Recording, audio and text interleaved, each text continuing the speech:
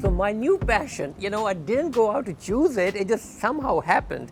I had a Nigerian patient and she came and she had tribal marks, and I got into tribal marks, and now I'm helping so many people with tribal marks. In case you're new to this, tribal marks come from the African tribes from way back, and the tradition used to be to mark by cutting a baby with a little slice when they were born or a little bit later on when they were still little, for many different reasons. Some of the tribes wanted to make sure they can identify their own tribesmen and tribeswomen, so they can figure out who's enemy and who's ours. It goes way back. They also did it for purposes of beautification, because they thought it looks beautiful to have cuts at different places. Or also for making keloids, where you could see keloids come in certain shapes and forms, and they liked it. They also did it for medical purposes, because sometimes they believed that if you make a cut, that'll prevent a certain illness or even cure it. Typically something like convulsions or a bad fever or an infection that's not going away. You would go to the tribal shaman or tribal medicine man, and he or she would then make a cut. It's no different than way back when in medicine doctors had nothing else to do, but they would do bloodletting.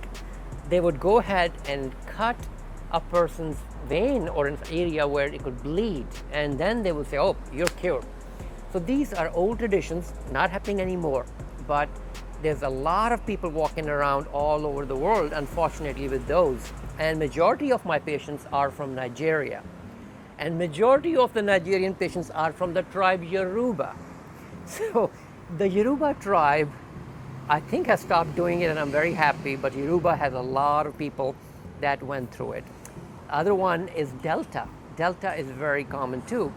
And then Igbo. Igbo is not as common, but still there.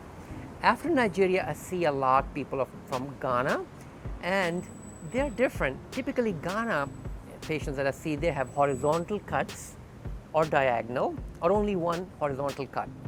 Nigerians typically have vertical cuts, and they have names for it, Ile and Pele. So there's different names as well. So when you see those, please don't walk up to those people and say, hey, what happened? Just leave it alone. This is a tribal condition, and if you have it and you want to improve upon it, absolutely, I would love to help you, with the understanding we don't have the means to completely remove it or erase it. One day, hopefully not now. We can only improve upon it enough that hopefully it blends in with your facial beauty and is not a distraction anymore, and you don't have to tell anyone how you got those big, ugly cuts. So I look forward to seeing you.